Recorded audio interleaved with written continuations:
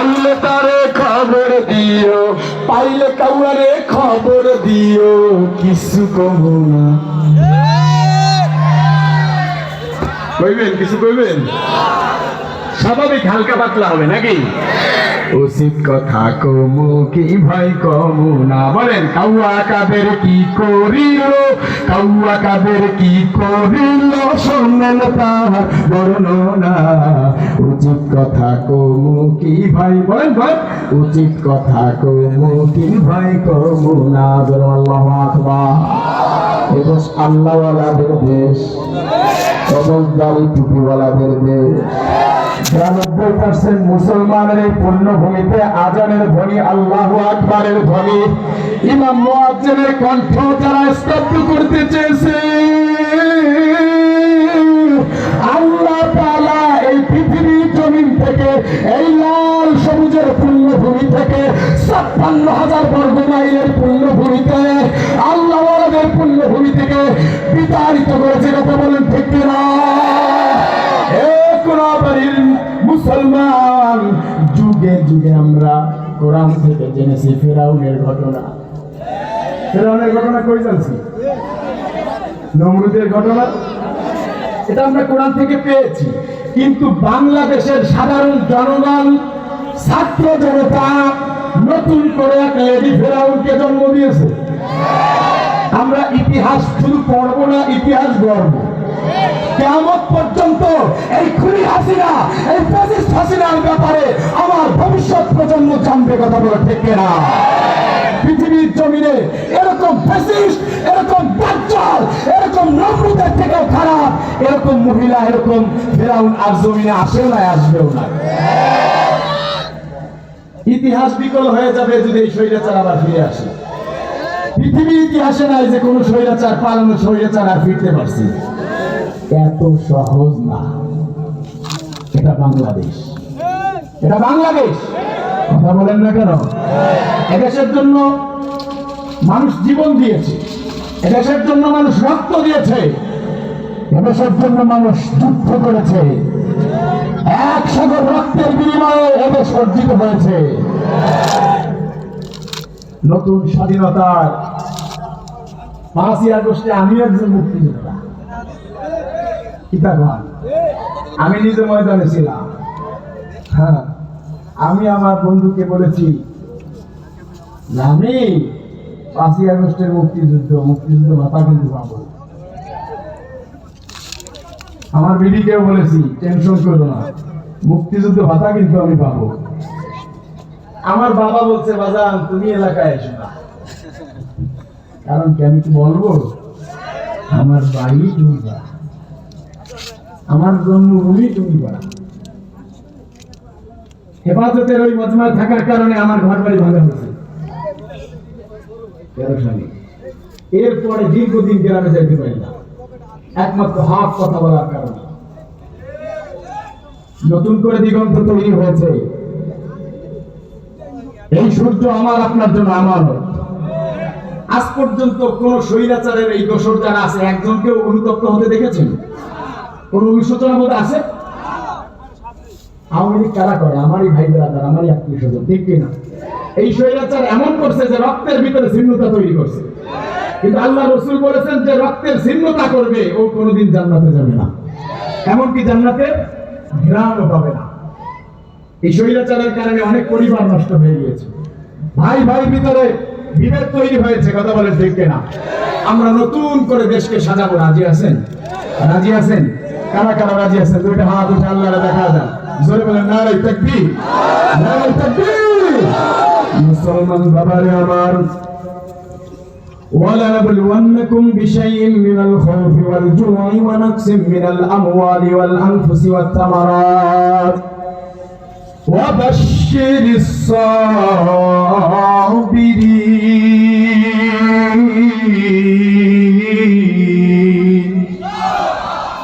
আল্লাহ বলে বান্দারে দুনিয়ার জমিনে আমি তোমারে পাঠাইছি পরীক্ষার জন্য। আওয়াজ করে বলেন কিসের জন্য? পরীক্ষার জন্য। আমাকে আপনাকে কে পাঠাইছেন? কে? আল্লাহ তাআলা বলেন আমি তোমাকে পরীক্ষা করব দুইভাবে। এক পরীক্ষা হলো ভয়ের মাধ্যমে, আর একটা হলো ক্ষুধার মাধ্যমে। বুঝে থাকলে বলেন পরীক্ষা হবে কয় ভাবে? আওয়াজ করে, আরো জোরে, জোর হলো না। এক নম্বরে হলো ভয় দ্বারা, ভয় সংক্রান্ত কথা বলি।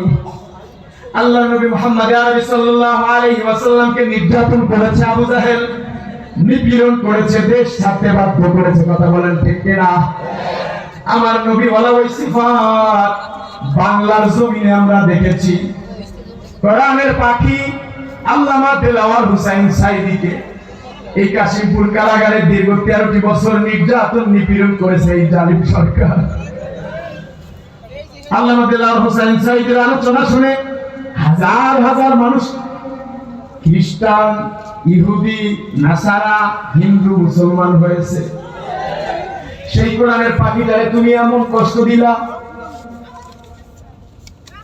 তোমার বাবার নাম কাম তোমার এক অপকর্মের কারণে শেষ হয়ে গেছে। তোমার বাবার মাথার উপরে পোলা পানে যা ভিজু করতেছে, কথা বলেন না কেন? আল্লামা মামুনুল হককে জেলের ভিতরে আবদ্ধ করা হয়েছে। আল্লামা মামুনুল হককে এমন ভাবে নির্যাতন করা হয়েছে। আল্লামা মামুনুল হককে অফার করা হয়েছে কোন দেশে বাড়ি লাগবে, new York, America, Canada, Jordan, কোন দেশে তোমার বাড়ি লাগবে, কয় তালা বাড়ি লাগবে, তোমার কি এমপিত্ব লাগবে, মন্ত্রিত্ব লাগবে, কি লাগবে সব দিব, আমাদের পক্ষ বলা দরকার নাই, একটু জবানটাকে বন্ধ রাখো। আল্লামা মামুনুল হক বলছে জবান আমার আল্লাহর, আর এই দেশটাও আমার, এই দেশে আমরা ভাড়াটিয়া থাকি না। ওরা মনে করছে এই দেশের জনগণ ওদের পক্ষে যারা না থাকবে ওরা মনে হয় ভাড়াটিয়া থাকে। নির্যাতন নিপীড়ন করেছে। আল্লামা মামুনুল হককে নির্যাতন করা হয়েছে। আল্লামা খালেদ সাইফুল আইয়ুবীকে নির্যাতন করা হয়েছে। বিএনপির ভাইদেরকে নির্যাতনের কথা কি বলবো, এক একজনের নামে আমার অত্যন্ত মহাব্বতের মানুষ সরওয়ার হোসেন আকুল, এরপরে শাহিদুদ্দিন আহমেদ, এদের ব্যাপারে এক একজনের 60-70-100টার উপরে মামলা। তাদেরকে আমি চিনি, কাছে থাকি, না জানি আল্লাহ জানে, সরকার বাইরের নামে কয়েকশো মামলা আল্লাহ জানে, আমি জানি না। মামলা তো ছিল নাকি সব খালিক আছে, সব খালিক মামলা বাইরের নামে আছে, জানি বলে যারা আছে প্রত্যেকেই মামলার আসামি। আল্লাহ তাআলা এই ফ্যাসিস্ট সরকারকে হেদায়েত দান করেন, জোরে বলেন আমিন। কারণ আমরা যেহেতু জানতে পেরেছি মুসলমানের ঘরে জন্ম হয়েছে, বাপ দাদা খারাপ ছিল না অতটা, দাদারা অনেক ভালো ছিল, দেশকে ভালোবাসত, দেশের সম্পদ আর লুট অন্য দেশে পাচার করে নাই, নিজের কম্বলটা পর্যন্ত পায় না, বলে যে এতগুলো কম্বল আনলাম, আমার কম্বল করি। সবাই পাইছে হীরার খনি আর আমি পাইছি চোরের খনি। চোরের খনিটা আমাদের অন্য দলে ছিল না, ওর দলে ছিল। কথা বলেন না কেন? এই জন্য জনগণের পকেট কেটে বাংলা সম্পদকে পাচার করেছে। দাদা বাবুর ঘরে আছে, ইনশাআল্লাহ দাদা বাবুর ঘরে থাকতে পারবে না, ওই এলাকায় থাকতে পারবে না, চলে আসতে হবে, বিচার হবে, বাংলার আপনার জনতা বিচার করেই ছাড়বে। কথা বলেন ঠিক না? আলেম ওলামাদের চোখের পানি যারা ঝরাবেন খবরদার, আলেম ওলামার চোখের পানি অনেক পাওয়ার, অনেক দাম। ইন্নাল উলামাউ ওয়ারাসাতুল আম্বিয়া, নবীর ওয়ারিস, ওলামা একরাম নবীর ওয়ারিস। খবরদার, আলেমদেরকে সম্মান দিয়ে কথা বলবেন, আলেমদেরকে ইজ্জত দিয়ে কথা বলবেন, আল্লাহ আপনার সম্মান বাড়ায় দিবে। মসজিদের ইমাম সাহেবকে আপনি 2 টাকার মৌলবি মনে করেন না, যে 10,000-20,000 টাকা বেতন দিয়ে আপনি তাকে ক্রয় করে ফেলছেন না। ওলামা একরামকে সম্মান করবেন, ইমাম সাহেবকে সম্মান করবেন। আমাদের আজকের সম্মানিত সভাপতি জনাব মোহাম্মদ শওকত হোসেন সরকার, যার ব্যস্ততা থাকে, আমরা অনেক বড় দিনের বর্তমান খিদমত করছি, আলহামদুলিল্লাহ। আল্লাহ বাবুল ভাই আপনাদের কাছে দোয়া চাই। যাই হোক, ওনাদের ব্যস্ততা থাকে, ব্যস্ততার ভিতরেও আপনাদেরকে সময় দিয়েছে, আল্লাহ তাআলা ভাইদের কবুল করেন, জোরে বলেন আমিন। এবার আমার দিকে তাকায় 2টা হাত উঠে আল্লাহ একটা ডাক দেন তো, আল্লাহ। মায়ের লাগে বলেন না আল্লাহ, আরেকবার বলেন না আল্লাহ। 2টা হাত নাড়াচাড়া দিয়ে বলেন না আল্লাহ, আল্লাহু আকবার। মায়ের লাগে আরেকবার ডাক দেন, বলেন না আল্লাহ। দিলটা নরম করে রাখবেন, বলেন না আল্লাহ। এক কলিজার টুকরা যুবক, এর পর্দার করে রাখবো। আল্লাহ তাআলা বলেন, বান্দারে তোরে আমি দুনিয়ার জমিনে পাঠাইছি পরীক্ষার জন্য। পরীক্ষা হবে দুই ভাবে, একটা হলো ভয়ের মাধ্যমে সাহাবী আজমাইনদেরকে ভয় দিত, কাফের বেদিন যারা বিভিন্ন ভয় দিত, লোভ লালসা দিত। বিশেষ করে হযরতে আব্দুল্লাহ ইবনে সাআদ রাদিয়াল্লাহু তাআলা আনহুর ব্যাপারে ইতিহাসের এরকম ভাবে লিপিবদ্ধ পাওয়া যায়। আরশের সম্রাট হযরতে আব্দুল্লাহকে তার বাহিনী নিয়ে গ্রেফতার করে ফেলছে, তার বাহিনীর সব সাথীদেরকে হত্যা করে ফেলছে। আব্দুল্লাহকে এরকম ভাবে জিন্দানখানায় বন্দী করে রাখছে। আব্দুল্লাহকে নির্মম ভাবে নির্যাতন শুরু করছে, আঘাতের পর আঘাত করতেছে, বলে ঈমান করে ছেড়ে দে, আর আমরা যার উপাসনা করি আমাদের উপাসনার সাথে যোগ দে। বলে না না, ঈমানটাকে ছাড়বো না। ঈমান হলো পাওয়ার, এমন একটা পাওয়ারফুল সম্পদের নাম। আল ঈমান হুয়া তাসদীক বিল কলব ওয়া ইকরার বিল লিসান ওয়া আমাল বিল আরকান। আমরা পড়েছি আমানতু বিল্লাহ, বলেন না আমানতু বিল্লাহ, আমানতু বিল্লাহি ওয়া মালাইকাতিহি ওয়া কুতুবিহি ওয়া রুসুলিহি ওয়াল ইয়াউমিল আখির ওয়াল কদরি খাইরিহি ওয়া শাররিহি মিনাল্লাহি তাআলা ওয়াল বা'সি বা'দাল মাউত। আল্লাহু আকবার। আমরা ঈমান আনয়ন করেছি কার উপরে? আওয়াজ করে বলেন।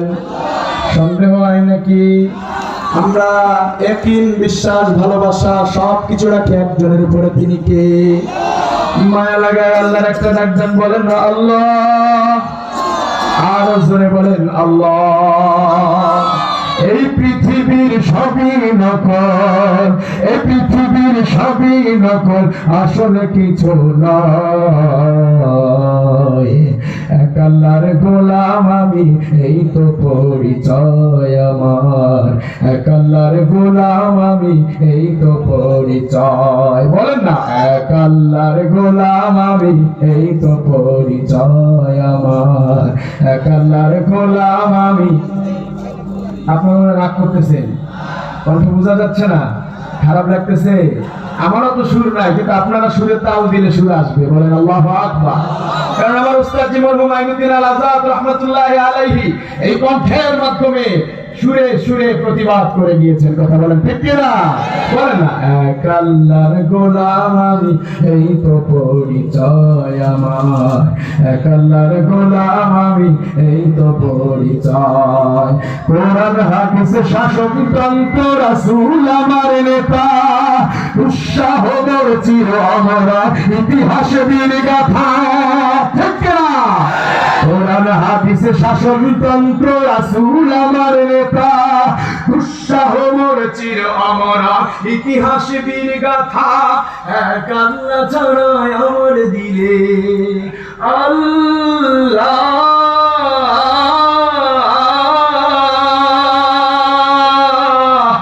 আল্লাহ বলে ডাক দেন না, আল্লাহ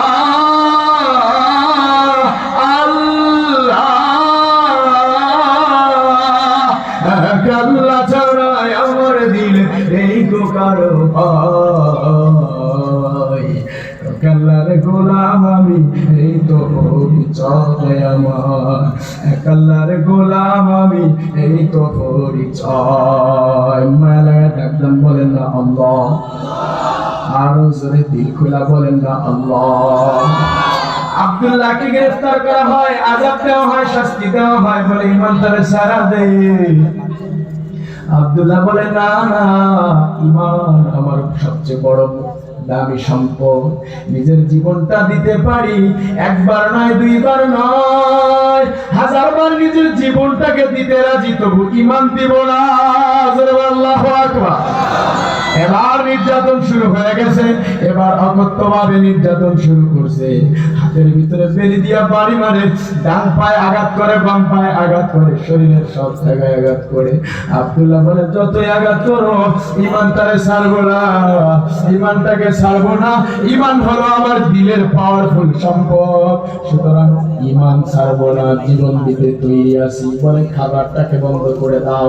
একদিন, 2 দিন, 3 দিন নয়, 7 দিন পর্যন্ত কোনো খাবার দেওয়া হলো না, পানি দেওয়া হলো না।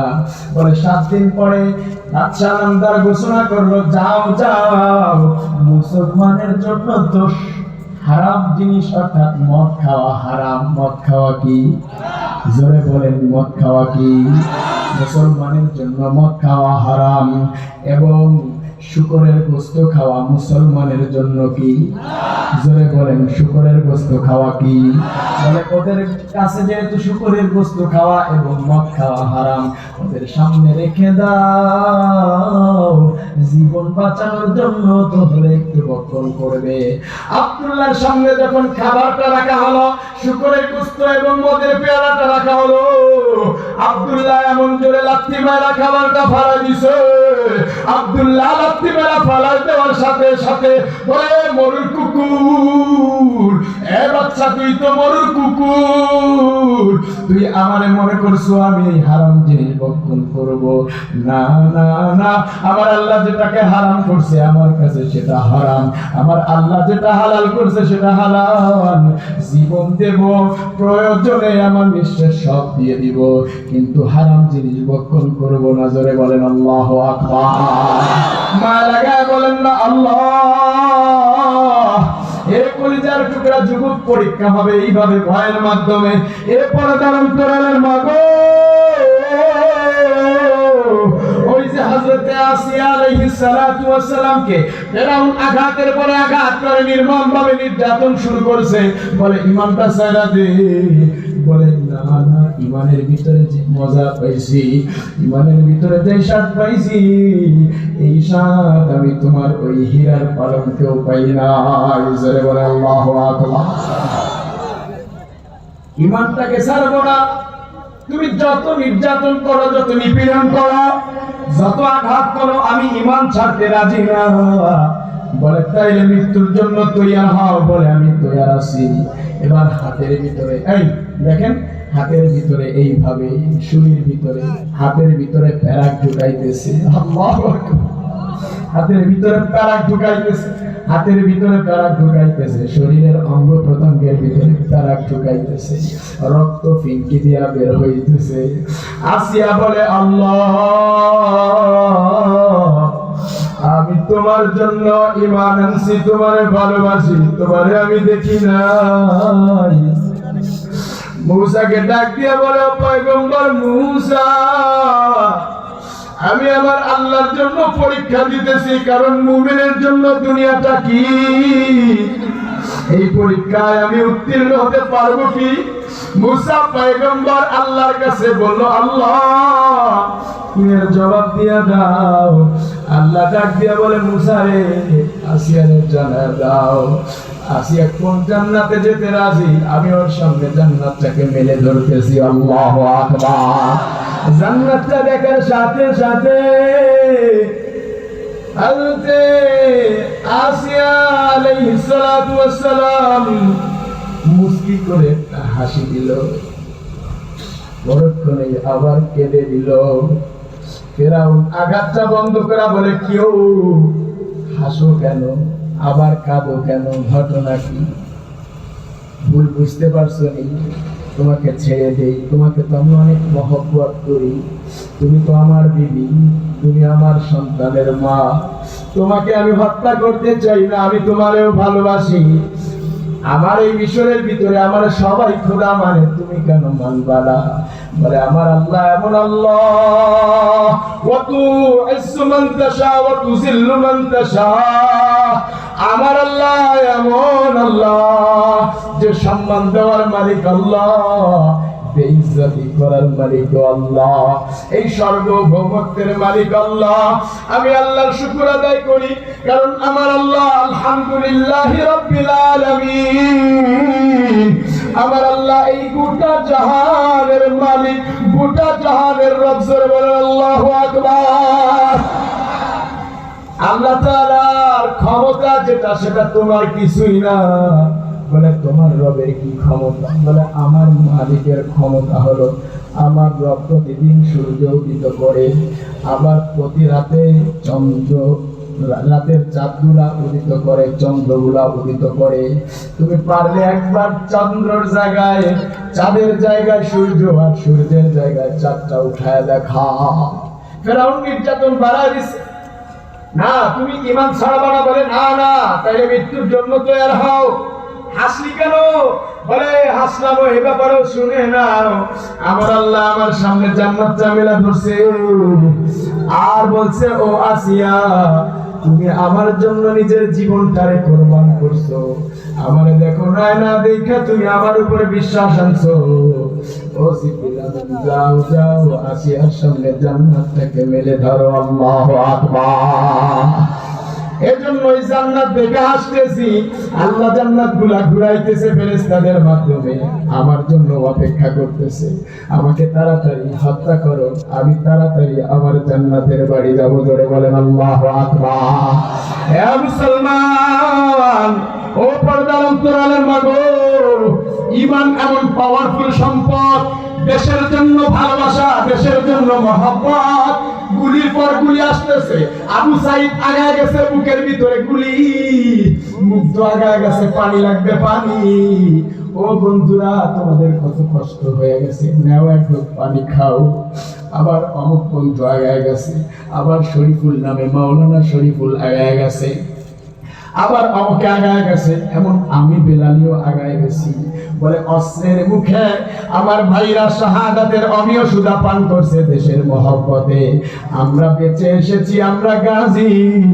শুনে রাখো, এই বাংলার পুণ্যভূমিতে শুধু একবার নয়, দুইবার নয়, আল্লাহওয়ালাদের পুণ্যভূমি রক্ষা করার জন্য হক্কানি আলেম ওলামা যদি প্রয়োজন মনে করে, এই বাংলার পুণ্যভূমিতে আবার যুদ্ধে আমরা নামবো। কথা বলেন ঠিক না?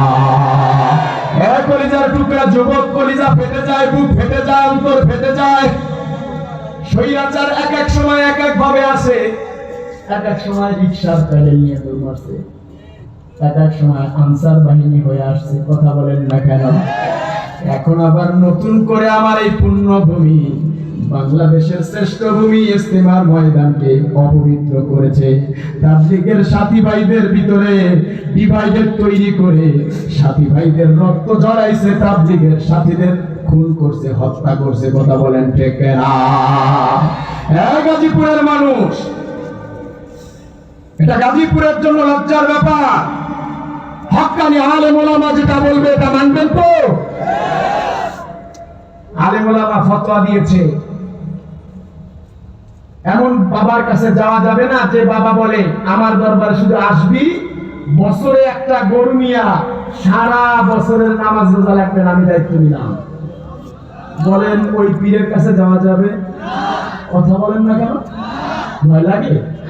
ভয় লাগে? একে ভয় লাগে? স্বৈরাচারের ভয় লাগে? নাস্তিকদের ভয় লাগে? কাদিয়ানীদের ভয় লাগে? সাদিয়ানীদের ভয় লাগে? এদের সামনাওয়ালাদের বেশ কথা বলেন ঠিক না? শাহজালালের পুণ্যভূমিতে আর একবার যদি আমার ইস্তেমার ময়দানে আমার তাবলীগ নিয়ে কেউ টান দেয়, ওর জিহ্বা ছিঁড়ে ফেলবো। কথা বলেন ঠিক না? গাজীপুরের মানুষ সজাগ দৃষ্টি রাখতে হবে।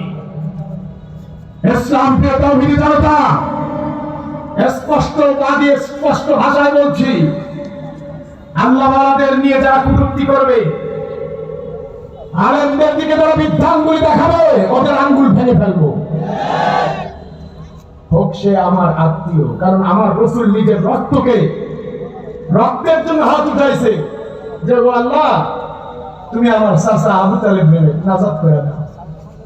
আল্লাহ তাআলা সাথে সাথে আয়াত নাযিল করছে, ও মুহাম্মদ, ও নবী, আপনি আমার বন্ধু, খবরদার কোন নাসারার জন্য, কোন নাস্তিকের জন্য কোন দোয়া চলবে না। পীর বাবা বলছে আর বছর একটা গরু নিয়ে দৌড় মারেন, ঘটনা কি আছে না নাই?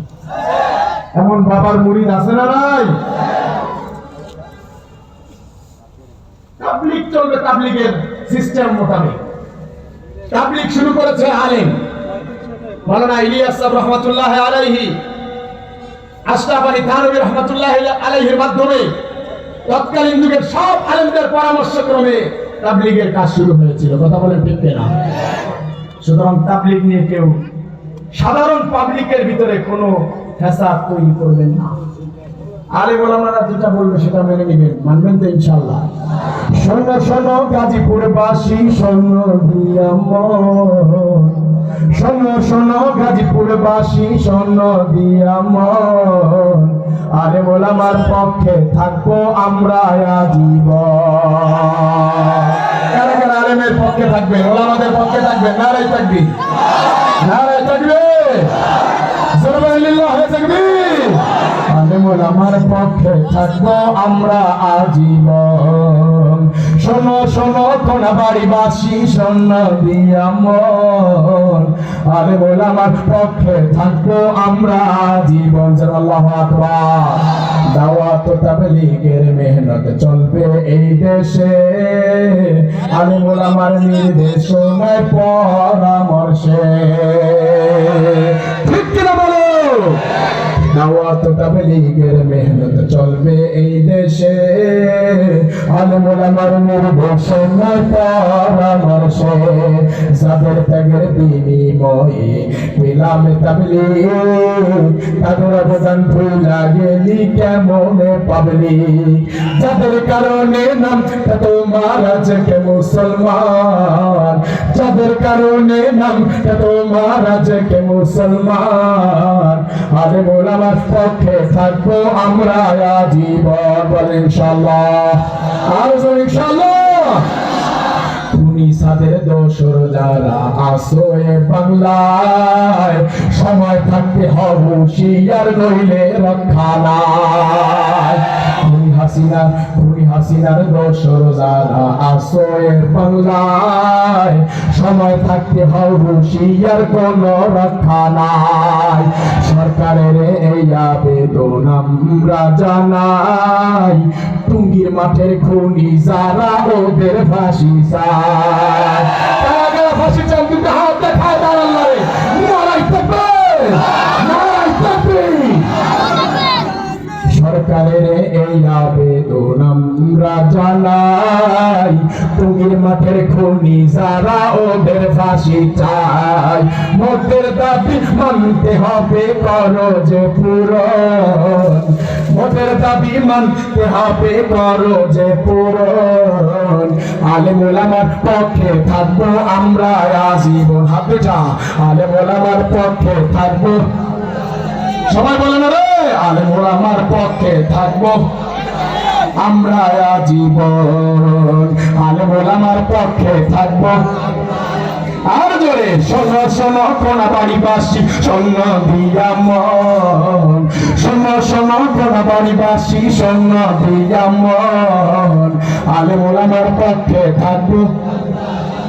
না বুঝতেছি, এটা মনে আছে, আছে ওই দলের কিছু। হ্যাঁ, কথা কর না।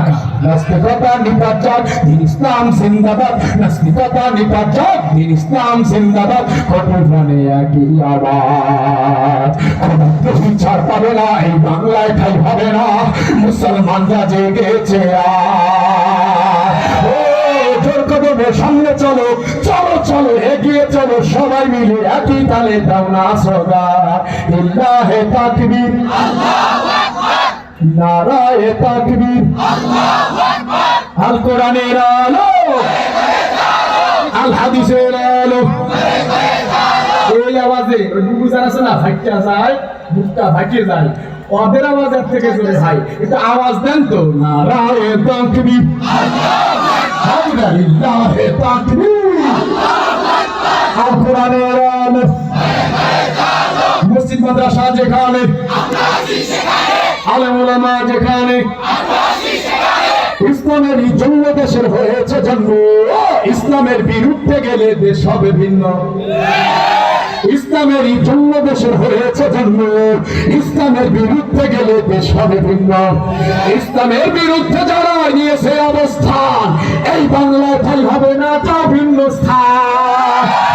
কদমে সামনে চলো, চলো চলো এগিয়ে চলো, সবাই মিলে একই তালে দাও না স্লোগান লিল্লাহে তাকবীর। মুসলমানের এই দেশেতে খুনি হাসিনার ঠাঁই নাই, খুনি হাসিনার পক্ষে যারা তাদের কোনো রক্ষা নাই। মুসলমানের এই দেশেতে খুনি হাসিনার ঠাঁই নাই, খুনি হাসিনার পক্ষে যারা তাদের কোনো রক্ষা নাই। মুসলমানের এই দেশেতে নাস্তিকদের ঠাঁই নাই, নাস্তিকদের পক্ষে যারা তাদের কোনো রক্ষা নাই। এই দেশেতে থাকতে হলে আলেম ওলামাদের মানতে হবে, এই দেশেতে থাকতে হলে কোরআন মানতে হবে, কোরআন না মানলে তারা বিতাড়িত হবে। ওই জোর কদমে সামনে চলো, চলো চলো এগিয়ে চলো, সবাই মিলে একই তালে দাও না স্লোগান লিল্লাহে তাকবীর। হাত হাত হাত উঠাও, হাত উঠাও, আল্লাহর মহব্বতে সবাই একটু দাঁড়িয়ে যাও তো, দাঁড়িয়ে জোশ নিয়ে নাস্তিকদের দেখায় দাও কোলাবাড়ির ময়দান আজকে আলেম ওলামাদের ঘাঁটি। নারায়ে তাকবীর, এই আওয়াজ হয় না রে, লিল্লাহে তাকবীর। আল কোরআনের আলো, আল্লাহ যে বলে না তার মুখটা তুমি বোতা বানায় দাও, লিল্লাহে তাকবীর। আল কোরআনের আলো, আল হাদিসের আলো। হ্যাঁ, দাঁড়ানো অবস্থায় এবং যুবকরা যারা আছো, যুবক নওজোয়ান আমার মতন মুক্তিযোদ্ধা 24-এ যারা আছো, তোমরা একটা তাকবীর দাও, বলো।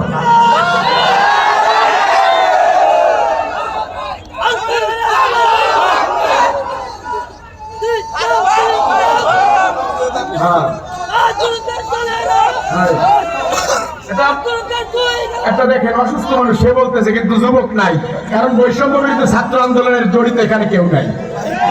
তা বলেন না কেন তাকবীর দেন জোরে জোরে।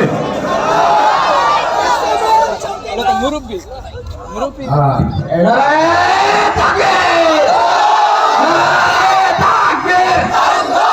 ইসলামের শব্দরা কোরআনের আলো, মুসলিম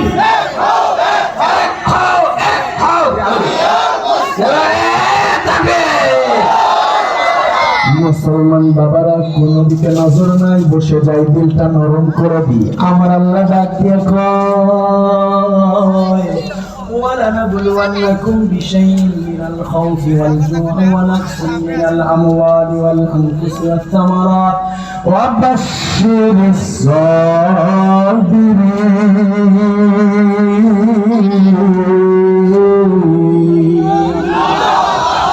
পরীক্ষা হবে কয়ভাবে সবাই বলেন? এক পরীক্ষা হলো ভয়। আসিয়াকে ভয়তে শেষ করতে পারছে? ঈমান। আমাদের মূল টার্গেট কি? ঈমান। আমাদের মূল সম্পদ কি? জোরে বলেন না, মূল সম্পদ কি? যাই হোক, এক সাহাবীর কথা বললাম, যেহেতু অনেক আলোচক আছে আমার মতন নগণ্য মানুষ, সেখানে আর কি তা বলবে। যাই হোক, তাহলে দ্বিতীয় নম্বর হলো ক্ষুধা। দ্বিতীয় নম্বর কি? ক্ষুধা। ক্ষুধার যন্ত্রণা সহ্য করতে পারি না, ছেলে মেয়ে ক্ষুধার যন্ত্রণায় কাতরাচ্ছে, আমি দৌড় মেরে ব্যাংক থেকে সুদে লোন নিয়ে আসছি। আছে না নাই? সুদ খাওয়া হালাল না হারাম? জোরে বলেন। আছে না? অনেক চান্দু আছে না সুদ খায়। আপনারা মনে হয় কষ্ট পাচ্ছেন না? গরম ভাতে বিলে বাজার, রুচিতে কথায় মা ওই বাজার, প্রতিকালি কিপ্তি রাজার মনে লাগে ভয়, আমরা গরিব আমাদের দেখার মতো কেউ না। একদিন দেখি চান্দু চাচার সোনার ছেলেরা, চান্দার জন্য চাচার মাথায় বসাইলো চোরা। থানায় গেলাম মামলা দিতি, সেনে যাইয়ে জায়গা নাই, আমরা গরিব আমাদের দেখার মতো কেউ না। উচিত কথায় কিতা? গরম ভাতে বিলাই বাজার, রুচিতে কথায় মা ওই বাজার, প্রতি গেলি কিপ্তি রাজার মনে লাগে ভয়, আমরা গরিব আমাদের দেখার মতো, আমরা গরিব আমাদের দেখার মতো কেউ নাই। নারায়ে তাকবীর, লিল্লাহে তাকবীর। আরেকটা হলো ক্ষুধা, আরেকটা কি? এই ক্ষুধার বয়ান আরেকদিন করবে, ঠিক আছে?